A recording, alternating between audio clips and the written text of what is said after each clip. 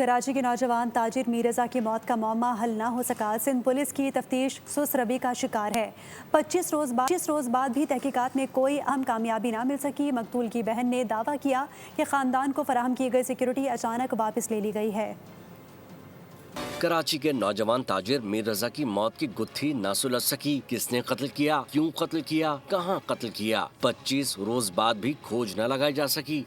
D I جی عامر فاروقی نے میر رضا کے آخری لمحات کی ویڈیو جاری کرنے کا عندیہ دیا، لیکن تاحال ویڈیو سامنے نہ آئی۔ پولیس کے پاس فوٹیج موجود تھی تو شیئر کیوں نہیں کی گئی؟ مقتول کے اہل خانہ نے اعتراض اٹھا دیا۔ خاندان کو فراہم سیکیورٹی اچانک واپس لے لی گئی۔ مشکوک گاڑیاں ہمارا پیچھا کرتی رہیں۔ میر رضا کی بہن کا دعویٰ، Our car was followed today and we were discussing on the way only کہ ہمیں ہماری ریکویسٹ پہ ایک عدد سیکیورٹی الاٹ ہوئی تھی by the nearest police station اور وہ روز آ رہی تھی but since yesterday that police is not here and ہم یہی بات کر رہے تھے کہ we'll call in the morning and complain کہ without any notice سیکیورٹی یہاں سے کیوں چلی گئی ہے۔